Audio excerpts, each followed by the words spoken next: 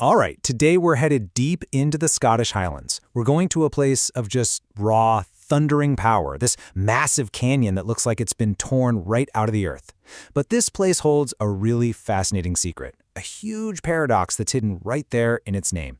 And to figure it out, we have to start with a very, very strange question.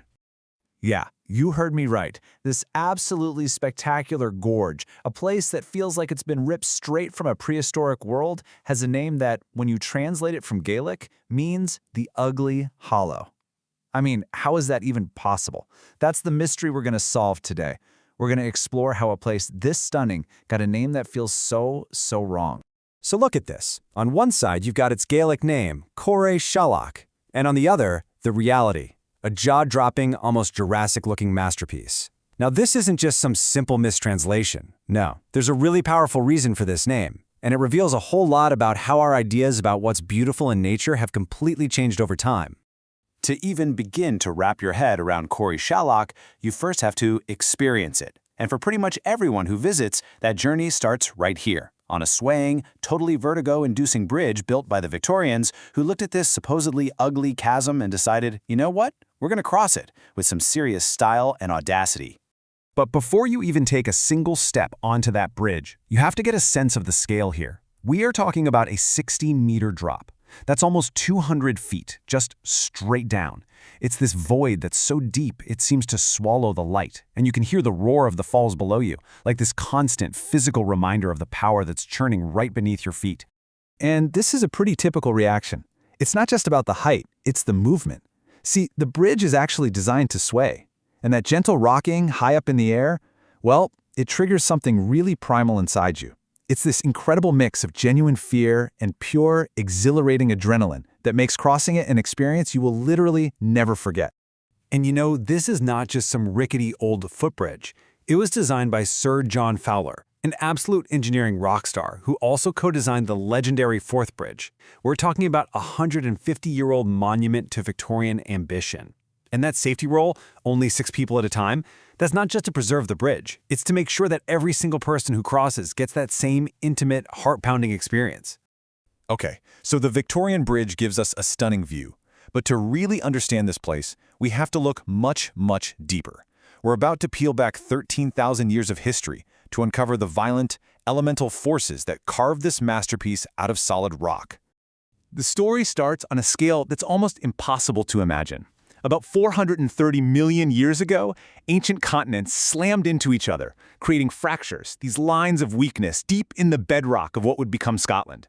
And those cracks, they just sat there, dormant for eons. Then, just 13,000 years ago, the Ice Age ended in this catastrophic event called the Great Melt, unleashing these unbelievable torrents of water that found those ancient cracks and just tore them open, carving the gorge we see today. And what you get is something geologists call a box canyon. Now, unlike a typical V-shaped valley, its walls are just sheer, almost perfectly vertical. And that happens when the bedrock is so incredibly tough that it just refuses to collapse. So all that erosive power from the water is forced to focus entirely on cutting straight down, like a precision blade slicing through stone.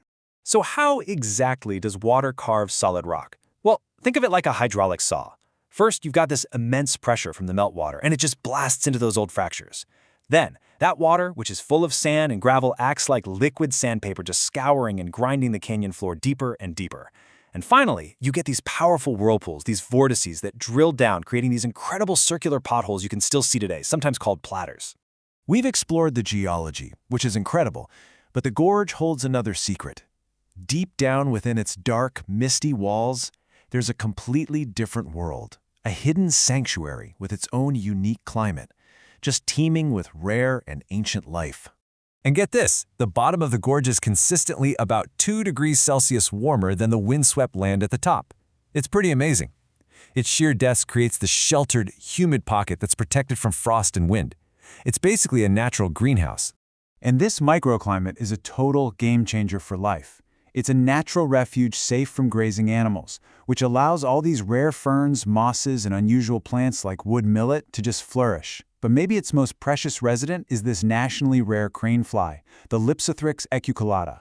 Its entire life cycle depends on the unique conditions found only on the wet, decaying wood right at the bottom of the canyon. So this incredible combination of dramatic geology and rare biology has earned Corrieshalloch the official designation of a National Nature Reserve. And what's wild is that it's actually Scotland's smallest one.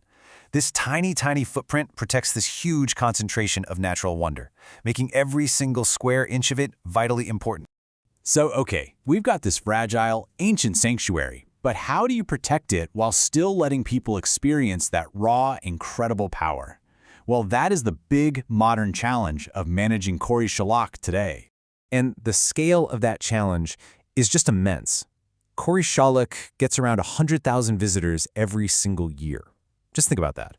Managing that many people in such a delicate environment requires some really clever thinking to strike that balance between access and conservation. And here's the solution.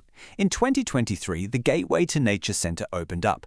It's this modern hub to welcome everybody. There's now an 800-metre, step-free path that makes the main viewpoints accessible to way more people.